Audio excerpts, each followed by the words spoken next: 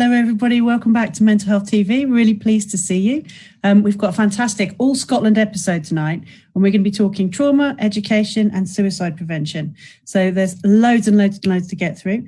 Obviously my name's Nicky, if you don't remember me from last time, but let me hand you over now to my colleague Vanessa, who's going to explain how you can join in with us tonight. Thank you, Nicky. So, for people who haven't tuned into us before, just a few words really about social media and how you can join in. We do like MHTV to be quite sociable, so do send your questions and comments as we go along, and I'll be keeping an eye on them both on Twitter and Facebook. So to join in on Facebook, you just need to like the Unite MHNA page, and then the live feed should automatically appear on Facebook. You'll see there's a comments box where you can add comments and questions, and as I say, I'll feed them into the session. If you're not really keen on Facebook, you can head over to Twitter and just look up MHTV hashtag, and you should see the conversation on there. I'll be keeping an eye on the hashtag as well, so any questions or comments you've got, I'll also check on Facebook as well, and we'll share them with the panel tonight. So we look forward to hearing from you, hopefully. Should be a really interesting conversation tonight. I think so too. Yeah, definitely. So I'll hand you back to Nicky, and I think we'll introduce the panel as well. Absolutely. So we've got an absolutely packed panel today. We're going to ask them just to introduce themselves and just say a little bit about the perspective that they're speaking from tonight. So can we start with Laura? Hello, Laura. Hi, Nicky. Hi, so I'm Laura, and I'm a newly qualified nurse. I'm literally 3 weeks into my new post, but I'm representing the Student Mental Health Nursing Forum Scotland, so from a student perspective tonight. Fantastic. And Margaret? So, hi, my name is Margaret Conlon. I'm a lecturer at the University of Stirling. I'm field lead of the mental health programme, and yeah, I'm, passionate about education and trying to bring principles into practice. Yeah. Fantastic. Maria? Hi, I'm Maria Dale. I'm a principal educator for NHS Education for Scotland, and I'm currently working in the mental health improvement and suicide prevention team and the CAMS team, and have an interest in the workforce development around mental health improvement and suicide prevention skills. Fantastic. And Jenny, last but not least, I think you might be on mute. Oh, go for it. No, you're fine. You're fine. Okay.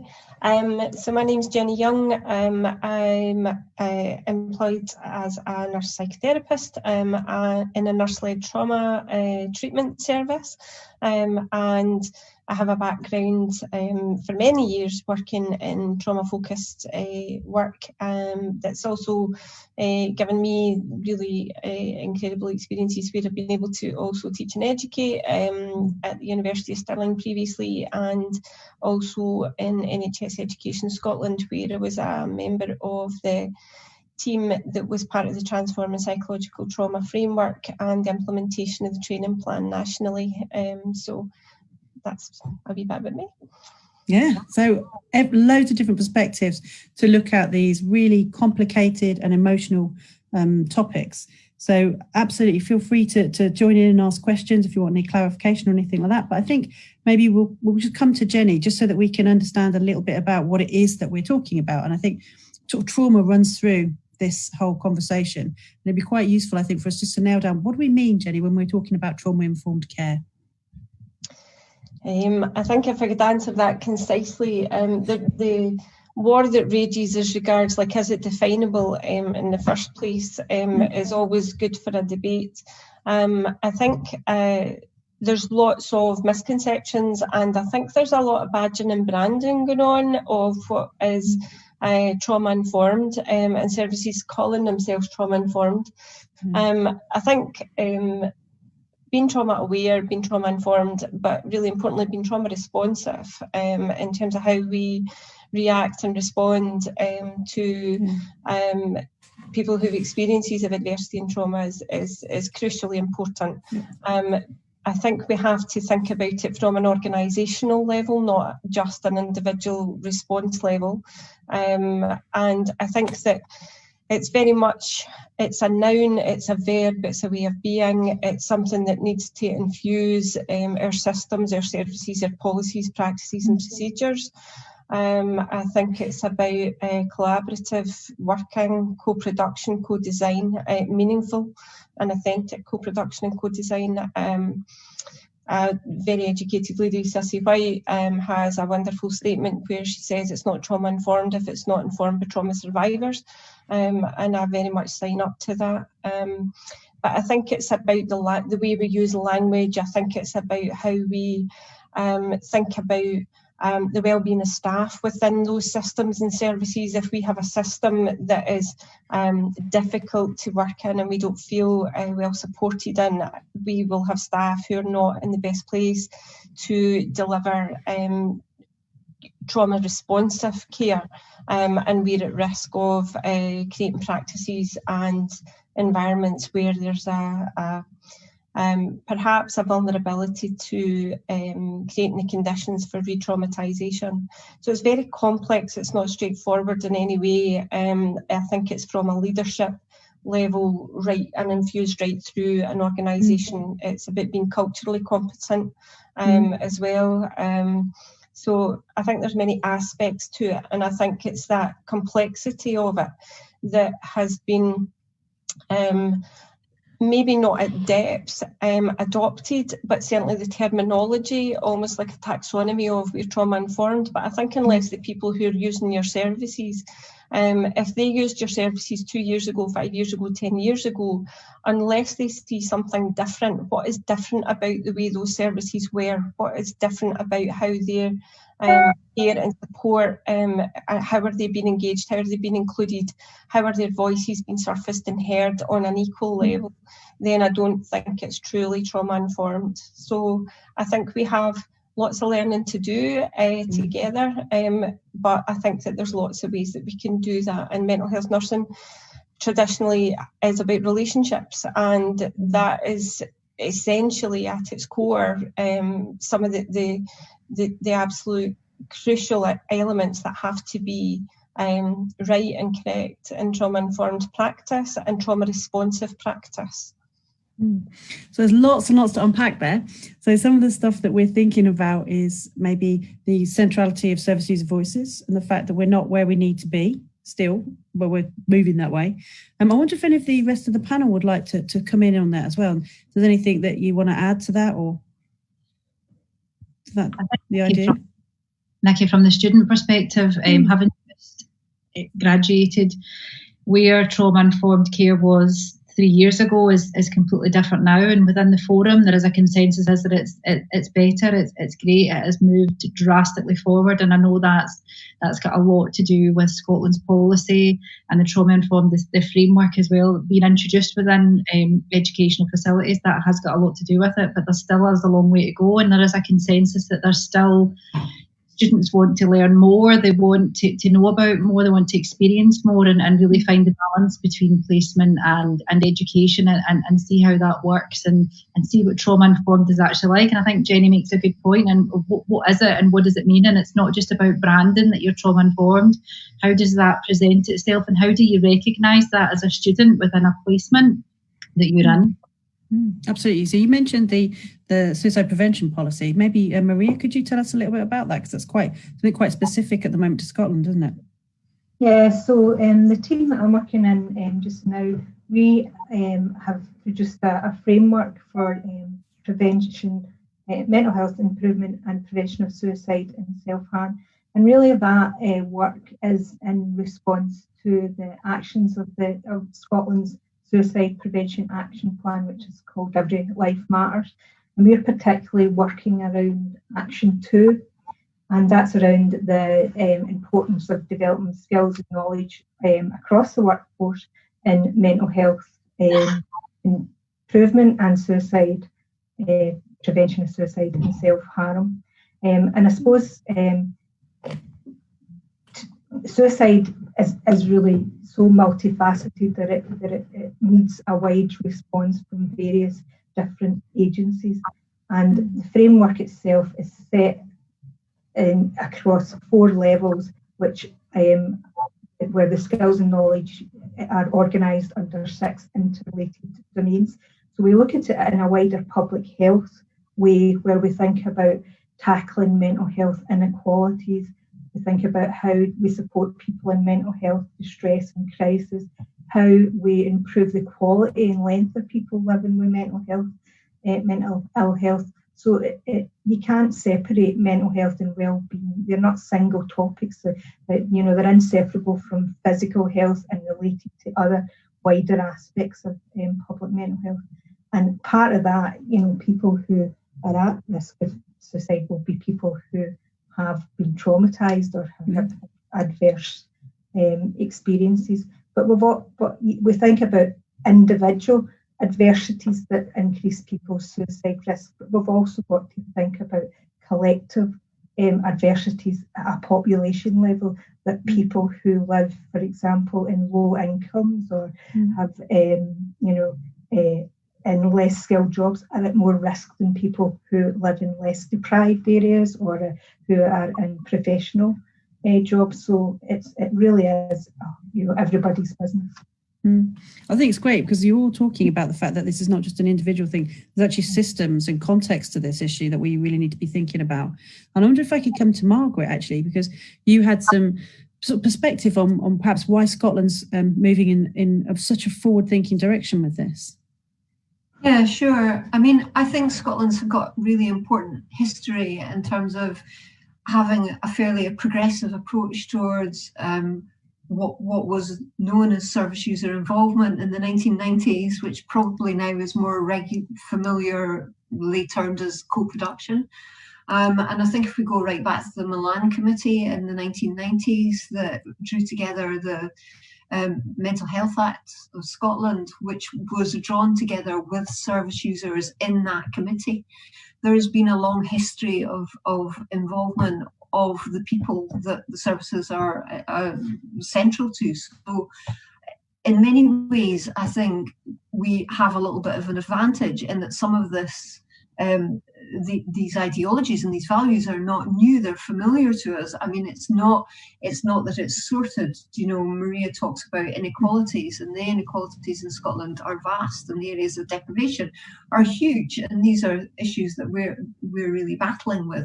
But at least against that, we have a shared platform of values and principles. And I think the advantage of having strategies like the trauma-informed framework and the suicide prevention strategy is that both of those talk about inequalities and equality. They talk about inclusion, they talk about involvement, they talk about co-production. And I think that kind of gives us legitimacy in education to be able to bring those values quite explicitly into the programme in a way perhaps that we would have struggled to do, particularly in the context of the new NMC standards.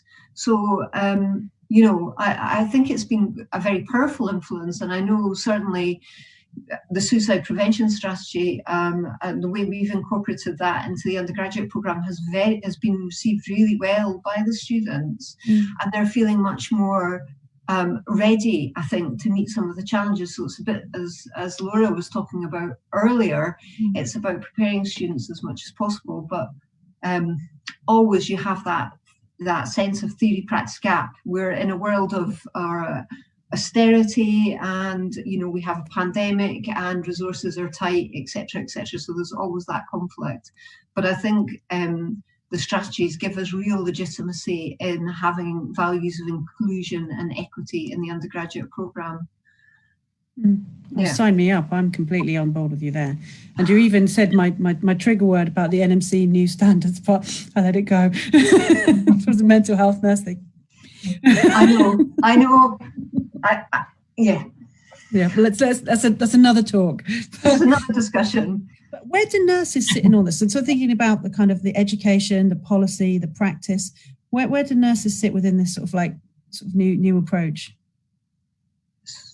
So can I just briefly give an answer to that? I mean, I guess one of the advantages of the trauma-informed framework specifically is that it's a framework which is offered out to the whole workforce. It's not just to nurses, but that layered or tiered approach that Maria describes for the suicide framework is also there for the trauma framework. So at the moment, in our undergraduate programme, we have paramedics, we have adult nurses and mental health nurses, and there's something in there for everyone, I guess, and it's about contextualizing that within their professional experience. But I think, and Jenny can probably talk more to this, the trauma-informed framework very much can be introduced to a number of different professionals across many different, contexts. So school teachers and paramedics, the police force, etc. And I think a lot of that work has already begun. Maria, did you want to say a little bit about the sorts of things that nurses should be?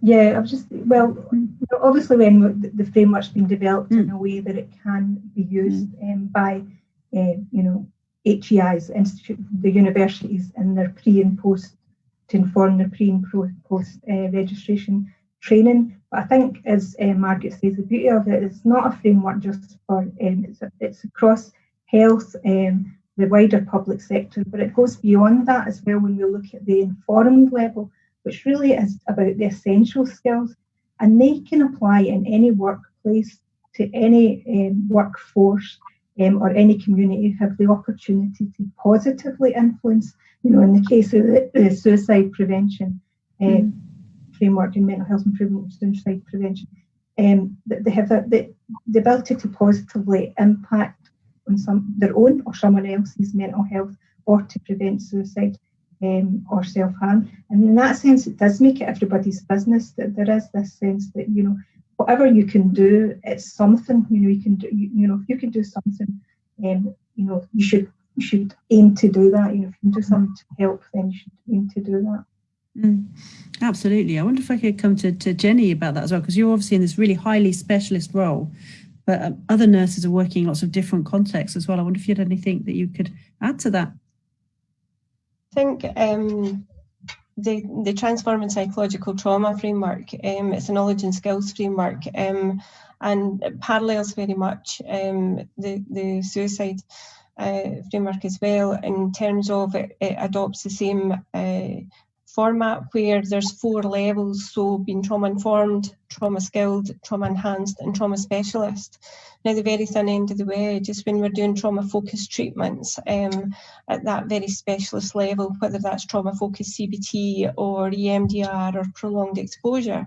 But the vast majority of people who come through our services, that's not necessarily the service that they would require, and it creates all those silted up waiting lists, it creates all of those problems. And what we're looking for within the Transforming Psychological Trauma framework, similarly to Maria's, it's very much a whole of Scottish workforce, wherever you are at that, and the ambition was that we would have a trauma-informed Scotland being the entry level, that everybody across the whole of Scotland in the workforce would understand the prevalence of trauma within the population, and recognise some of those responses to trauma. And where we have, mental health is certainly one of the epicentres, if you like, where we'll see expressions of distress caused by experiences of trauma and adversity across the lifespan.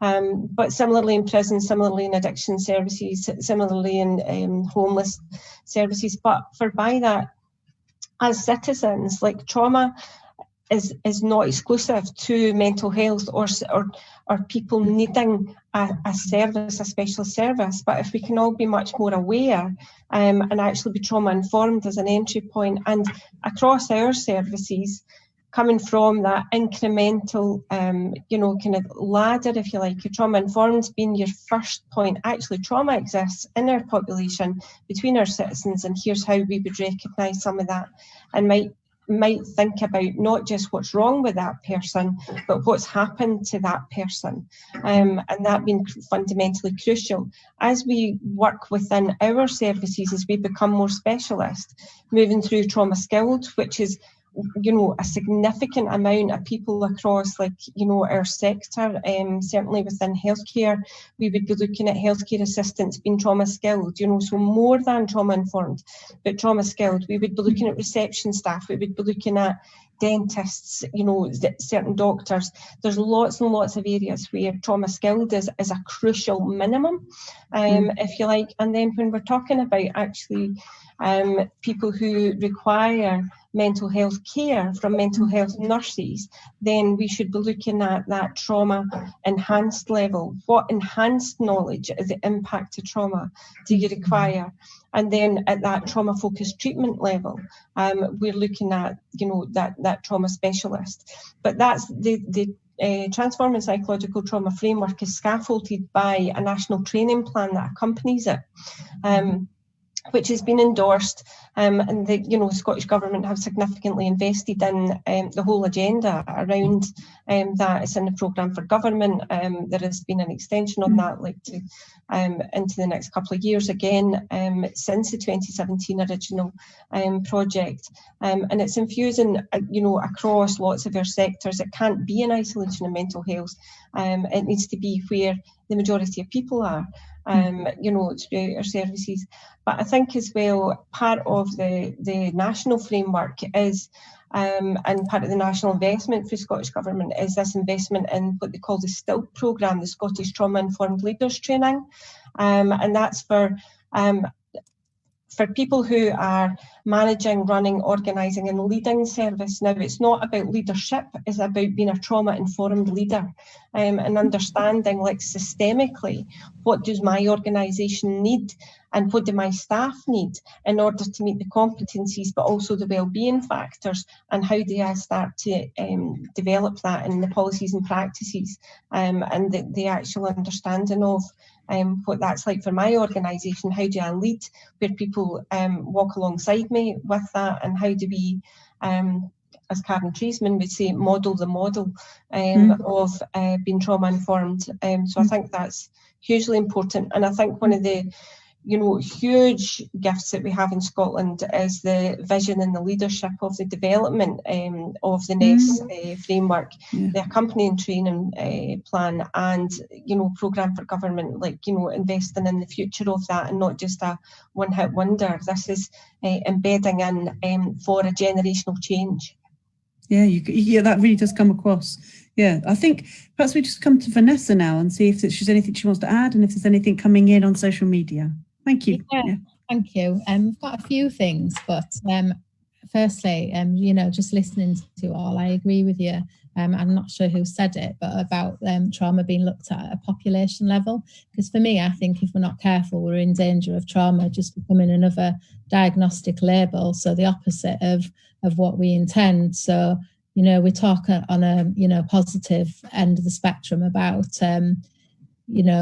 people being re-diagnosed, who've been misdiagnosed with, for example, personality disorder, in particular borderline personality disorder. And we know what a lot of people have experienced is trauma. But I also see that if we're not careful, trauma is going to be another label that we attach to people. And I think, the comment about population is really important, because we all experience trauma in our lives in one way or another, don't we? So the idea that, everyone needs to be trauma informed at a citizen level, as well as, in services, is really important. And I've been working with schools. So another area where I think it's really important is the fact that a lot of children with protected characteristics, so for example, looked after children, might not necessarily meet the threshold for usual CAM services in terms of having a traditional clinical diagnosis, and might be missed out, and indeed are missed out on on care, when actually it's about services being able to respond in different ways, isn't it, and look beyond the kind of traditional medical diagnosis. And to train staff in things around attachment, for example, with children is really important, isn't it? So I think not really a question as such, but more of an observation. But we have also got a question which is around borderline personality disorder, which is really interesting, and I thought we would get a question around this because I think it's so topical. And the question is, what is being done to minimise the harm of the borderline personality disorder label? And I think that's just open, for anyone to comment on there, really. Well, I guess if I try and start us off on that, and feeling brave or foolish, I'm not sure which, but I mean, in our undergraduate curriculum, I think we're very keen that we teach to a philosophy of critical psychiatry, not necessarily conventional psychiatry as it's understood, and that we also teach a number of alternative conceptions to why or what's behind some people's mental distress. Yeah, so I think it's very much about strengths, resilience, and vulnerability, and recognizing those component parts in not just in the individual, but in the social system, in the cultural system, in the community, and encouraging students to think about the whole story rather than just a diagnostic label at the end, which is a really reductionist model of understanding individuals, and I think not really of much help, actually, and I think takes mental health nurses back about 30 years, and I'm really keen that we don't do that. So as much as possible, what we encourage in the undergraduate programme is discussion and debate about what is, and what do you think, and what do you see, and how do you understand that, and what might be alternatives. And also essential to that is the story of the individual. So that's where the co-production of curriculum materials comes into play, as well as all of that kind of, you know, needs to be an intrinsic part. And I hold my hand up and say, at the moment, I think we're a bit further back with that than I would like to be. I would like to be 6 months further forward, but there we are. We in the new curriculum we had absolute direct involvement of practice partners, and we really need to continue that. And I know the students value that enormously, because I guess one of the things that we have to nurture is the ability to be empathic and the ability to be compassionate, and these are assumed characteristics of nurses, but they're also characteristics that are easily worn down and worn out for a number of different reasons, and they need to be nurtured. And, you know, I think Jenny will talk about this at some stages, about supervision and support for staff when they're in practice, and perhaps Laura will as well. But that kind of moves me away from the curriculum. But from an educational point of view, I suppose that's how I would respond to that question. That's great, thank you. Nicky, have I got time for another question? Absolutely, go for it. Yeah, so one here, I don't understand the abbreviation here, and I have asked, but hopefully our Scottish colleagues will understand this. It says, where do you think mental health nurses and services fit into SG plans for a wellbeing economy model in Scotland? I don't know what they mean by SG. Scottish Government. Right, fair enough. Yeah, makes sense. So where do you think mental health nurses and services fit into Scottish Government plans for a wellbeing economy model in Scotland? Will this work? Are they talking to you about it? And then it's fresh in my mind as I just came from an SG council meeting on the introduction of a wellbeing economy. And then it says, I worry about how it joins up with mental health services. It's quite a long question, but hopefully you got the gist of that. You know, I share those concerns. I think I really worry that mental health nurses are going to be pushed into, you know, being acute care crisis folk, and that's not where their skills need only be. I say to student nurses again and again, think of your skills as working in a wide range of domains, not just in acute services. Fine if you want to work in acute services, but that's fine. But you know, the growth of the third sector, I think, is slightly different in Scotland than it is in England. But more and more addiction services, for example, are being provided by the third sector, and I know that some of our mental health graduates are moving into the third sector as a result of that. So I don't have an answer. I'm not sure if Jenny and Maria do with their NEST backgrounds, but that's all I can say, really. That's really useful. Any other thoughts from anybody else? think I suppose I'm not hugely overly familiar with it, other than I think that given the stretch of services, and as we have,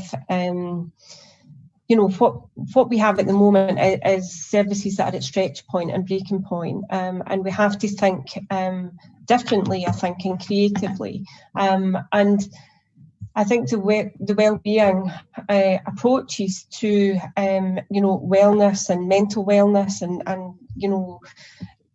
I think that very much as the role of the mental health nurse evolves, those core competencies that are part of that relational based care, that are part of like thinking holistically about the person, those well-being factors, and as we do, an evolution of like healthcare generally, across our health and social care partnerships, across the wheel, I think that there are, huge opportunities actually for innovation and evolution of like the profession.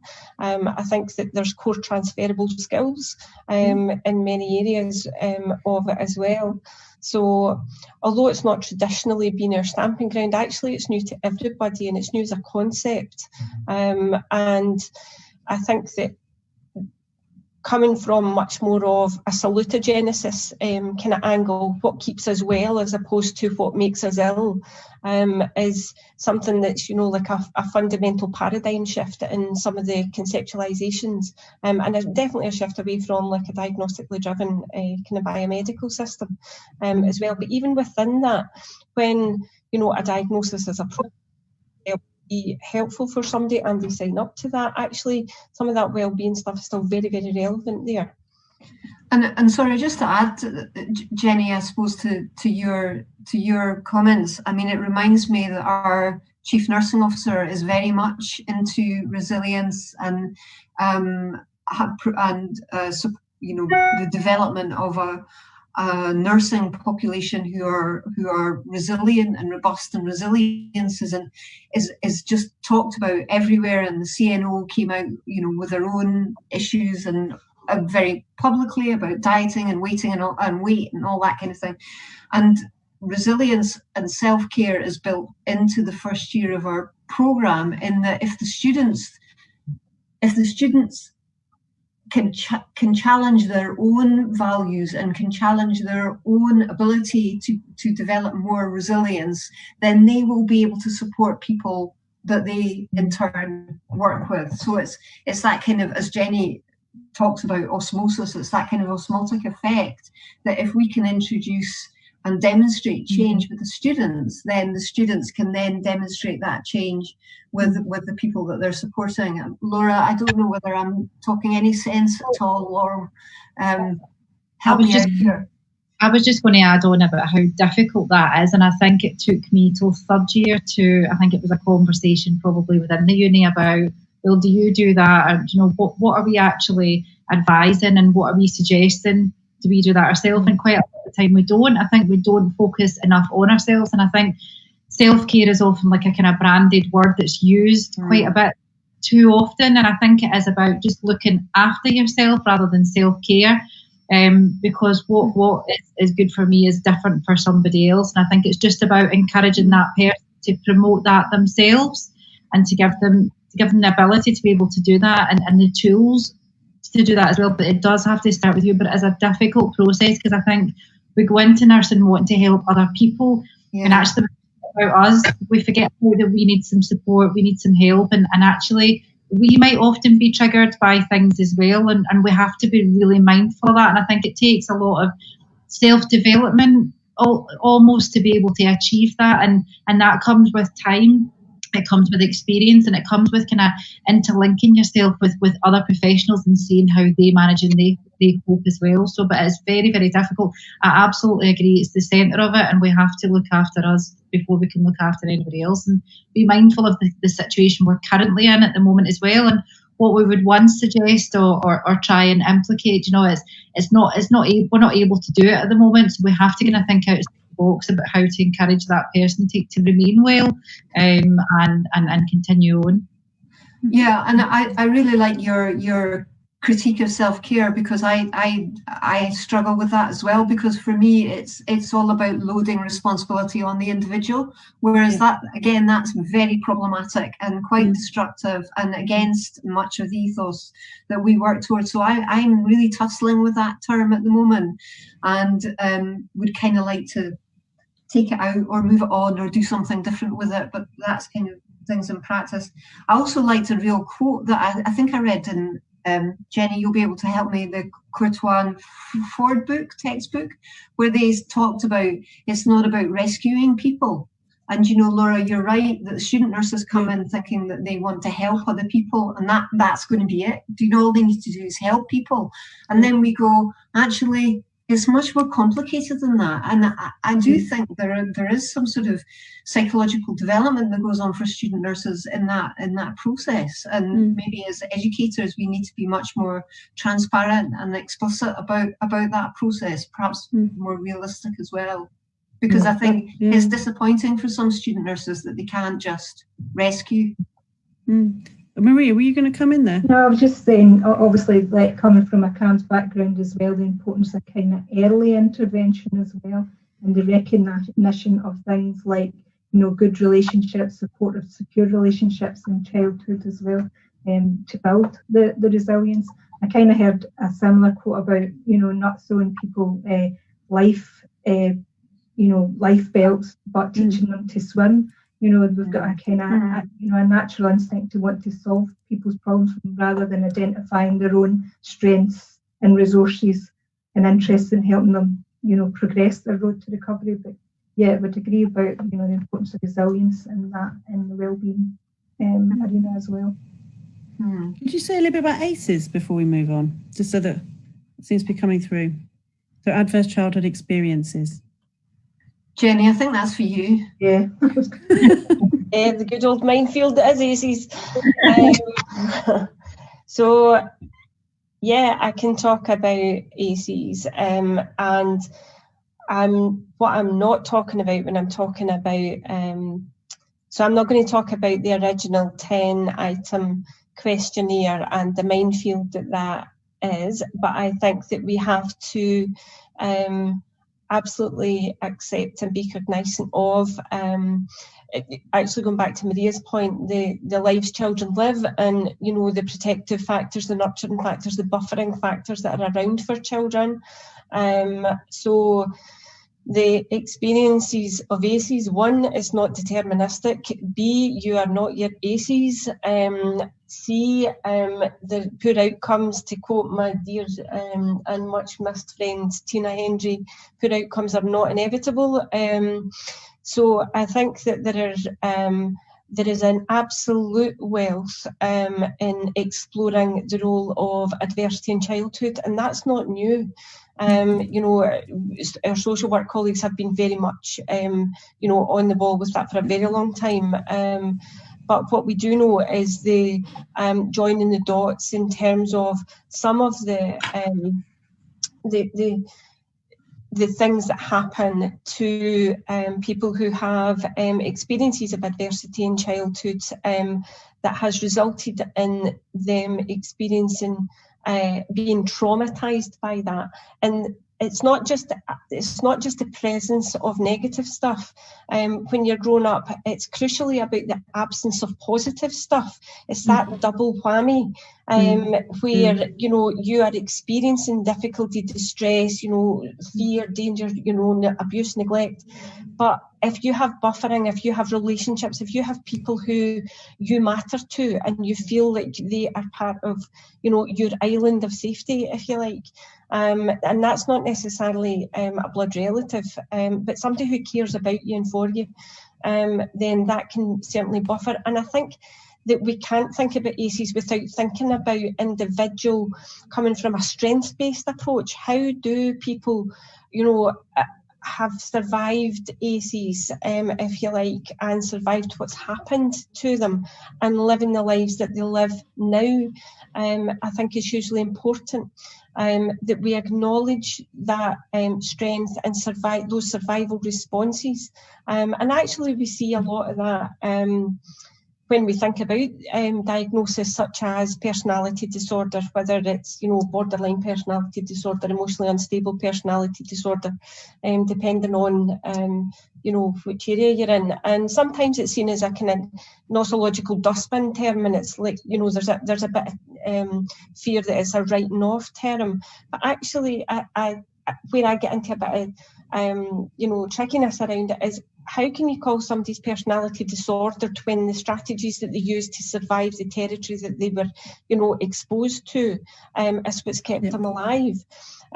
So I think that there are some trickiness with that, and ACEs is part of some of that debate in some ways, but I think it probably takes a lot longer than what we've got today. But suffice to say that adversity in childhood matters, but so does inner resilience, individual factors, and so does external factors such as the protection and nurturing that's round about the individual.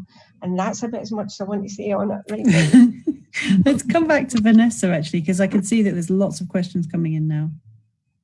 Yeah, there is. We've got a few similar questions, so I think people are, you know, are thinking along similar lines. One of the things is a question about, which is really positive, a few people wanting examples of researchers that they can follow, and people who are doing work around trauma-informed care. So obviously that's the panel tonight, and so we've had some other sessions, haven't we, Nicky, as well, on trauma-informed care. But is there anybody else people would recommend that people look at who are interested in knowing a bit more about trauma-informed care, particularly for dissertations?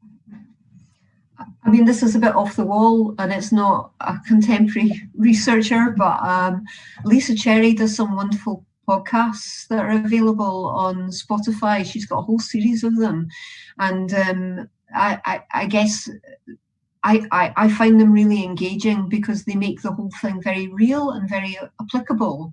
That might not be what people are looking for, but right now that's kind of what comes to mind. That was Lisa Cherry. Yeah. Right, lovely. We'll tweet that as well. Yeah, yeah. So we've got one here. I'd love to know, how are these training programs being accessed by organisations and individuals? Seems a good way to bring baseline knowledge of trauma and humanistic treatment. Yeah. So the website, there's a new website just been launched. It's kind of, you know, phase one of itself, so it's out for consultation. We would love, I'm saying we, I'm no longer at NES, I'm back in full-time clinical practice, but my chums are still there, so I'll say the royal we. So there's a launch of the website that's out for consultation. It's its first iteration, and if people go on that, it's an open public website, and you can navigate your way through that. You can also access from the website. There's a module for trauma skill practice on what the Scottish platform is TURAS Learn, and there's instructions there for signing up for TURAS Learn. Anybody can download the framework and the national training plan. There's also on the website, there is resources for every level, whether it's informed, skilled, enhanced or specialist. And one of the real gold dust pieces of work on there is the trauma lens tool, what's called a trauma lens tool, that you can take a trauma lens walk through your organisation and do almost like an audit, and also like a view from within the organisation. What is it like in terms of how trauma-informed and responsive is my organisation, and what do we need in terms of skills, knowledge and competencies to improve on that. And also from the leaders, like our managers' point of view, there's a tool for them to look at some of the key drivers to developing their organisation as a trauma-informed organisation, and that's all on the website. Yeah, brilliant. I mean, that sounds like a massively useful website for people to access. So we'll make sure that we share the link for that as well on Facebook and on Twitter. I was going to say that would be the same for the suicide prevention work as well, Vanessa. Yeah. NHS Education for Scotland's platform, TURAS, and similarly to Jenny's work around trauma, there'll be resources. We're a bit of a younger work team than the trauma one. So we've just basically been going for the last year. But our intention is to build up skilled resources from informed to specialist level and have them sitting on the TURAS learning platform for anyone to access. And we have resources at skilled level and hopefully soon, informed level and hopefully soon skilled level. Yeah, it's brilliant. It's so heartening, isn't it? This move towards like open source and people sharing resources. Used to be like Just very quickly, there's what I should have mentioned and didn't is that there's 2 animations. There's one for trauma-informed practice and there's one for children and young people, and they both have accompanying tool documents for going through like your organisation, how you would actually do that trauma lens walkthrough with free download of the animations themselves. And I know, Maria, your animation's just brilliant. It's one of my favourites, actually. So yeah, there's really helpful, like accessible kind of resources on both websites. And just to jump on the bandwagon, because I know I have to, is if folk are interested in enhancing their academic profile, University of Stirling does a master's module in trauma-informed practice. Sorry, I had to get that in. It's one of the only ones, I think, so far, certainly in Scotland. But yeah, that's another alternative route. Great, isn't it? Well, we'll tweet all those out as well to make sure that we spread the word. And I wasn't aware of the trauma-informed module either. That sounds really good as well. So one of the things that's really good as well is this idea that so many people are joining in online and retweeting resources as well. We're getting all of a sudden way more questions I think we're going to be able to get through, because we're probably getting near the end of our session already. So please, if you have tweeted something out or you have joined in on Facebook, we will all be checking and then adding on over the next couple of days. So, if you don't have an answer from us tonight, you will be getting one, I think. Yeah, we've had a few people who've said that they can't join tonight, but they want to listen to the YouTube or the podcast later. So similarly for those people, if they're watching this afterwards, and you've got any questions, then if you either put them on Twitter under the MHTV hashtag or Facebook, then we'll make sure that we pass those on or answer them for you as well. Absolutely. Is there anything that we need to think of in terms of questions before we start to wrap up, do you think? I mean, we've got a lot of questions, so I think, like you say, the ones that we've missed, we're probably going to have to go through them all. There's quite a few that are themed that we've talked about, which are around obviously training and access to resources, and trauma-informed workplaces, which sounds like quite useful in terms of the website that you mentioned.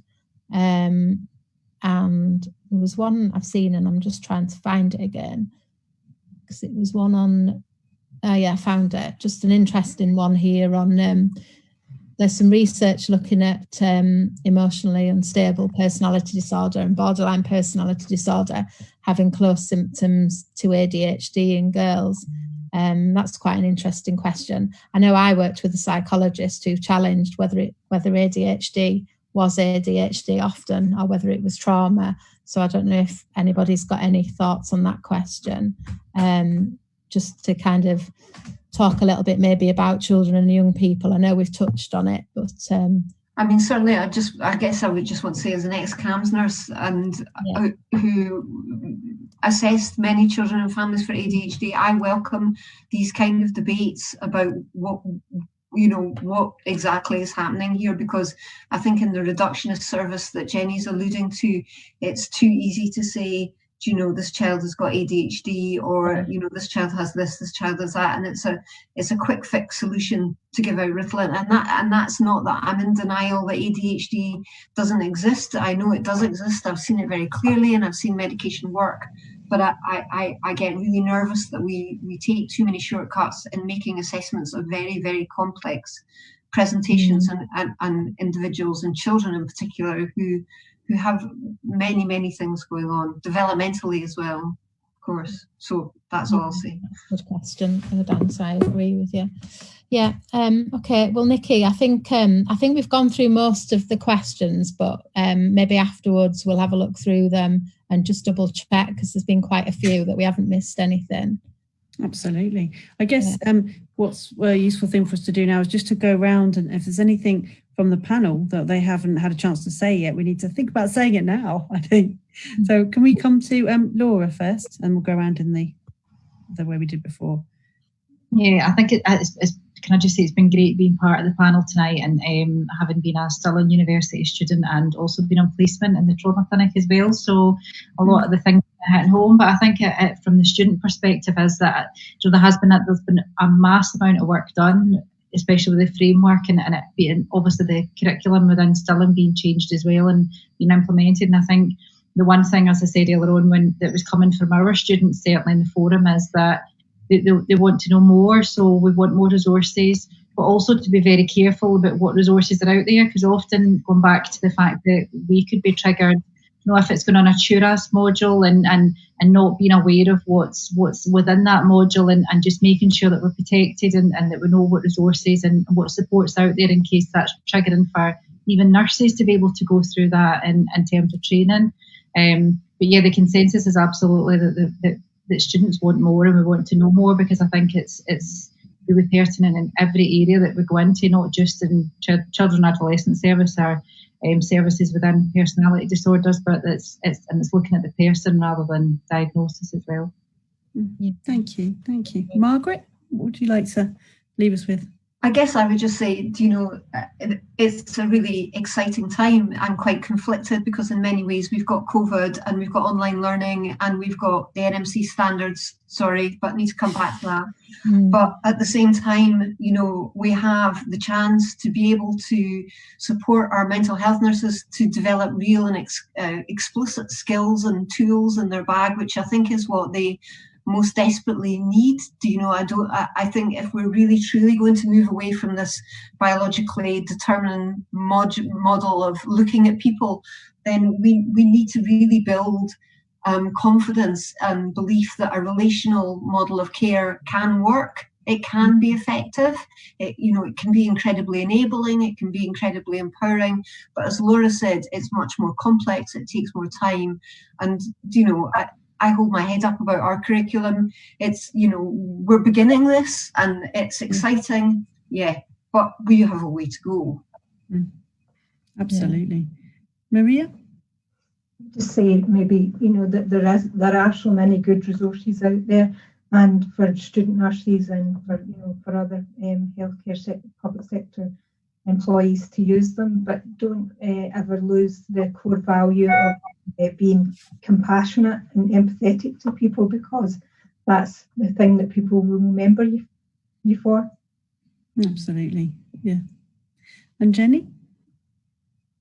I think it's very much about get yourself familiar with the resources that are there, think about how they apply to you personally and professionally, and don't assume that somebody else is going to do it as well. I think that trauma is everybody's business, and I think that as mental health nurses, we're in a unique and very privileged position to be in a space of extreme, vulnerability with people, and one of the worst things we can do is shut things down and say, well, that's for the psychologist, or you'll need to talk to your psychiatrist about that. I think that there are ways of relationally connecting with somebody whilst acknowledging what happened to you. And I think one of the things that we certainly have to maybe think about developing is some of our skills around being comfortable with some of the stuff that we maybe has impact for us, but it's that whole can of worms thing, and I come across that quite a lot, and it's not through lack of kindness or compassion. A lot of it is to do with confidence and fear and making things worse. But I think that's where some of the training and some of the knowledge breeds competence and confidence, and I think it's about exploring some of that. And the last thing I would leave you with is there's an amazing poem from a woman called Tracy Farrell, who's on Twitter and has Facebook Treasure Trove Track. She has beautiful resources, and she has a poem called Can of Worms, and I would certainly encourage everybody go and have a look at that and reflect. And the importance, absolute massive importance of reflective practice and supervision. Sorry, I should have said that. Yeah, absolutely. Vanessa? Yeah, I mean, you know, trauma and trauma-informed care is something that I'm really interested in and passionate about myself, but I've stayed quite quiet tonight, partly because I've been doing social media, but also because, you know, everything that the panel has said really has sort of chimed with my own views and, you know, been quite reassuring to hear. And for me, it's all about the humanity of, you know, understanding, you know, a person and where they're coming from. And you know, I think the point I made really about, you know, moving away from pathologizing people and also, you know, that we need to make sure that trauma doesn't just become another label for people, that it's genuinely about being trauma informed. So I think we've had a lot of conversation on social media. So I think that, you know, tells us that it's been a really popular topic tonight and that people have been really well engaged. So that's great. And I think, as we've said, if everyone could just, you know, who's on Twitter, keep an eye on Twitter, because I suspect that, you know, there will be more questions and we'll have a look at it certainly in the next couple of days. And if we haven't got round to, you know, answering anyone's questions, then, you know, I apologise, but we will go back and look at the comments and try and make sure that we've answered everything as well. And I will also post all the links that were mentioned tonight. So thank you for them as well. And thank you to the panel. It's been really interesting. Wasn't it? Last week I wanted to move to Wales, but now, dare I say it, what we need is a good offer from the mental health nurses of Hawaii. That's what we need. Yeah. So, thank you very much, everyone. Tonight's gone so fast. It's been so interesting. Thank you. And good night. Good night, all. Night, everyone. Bye. Thank you.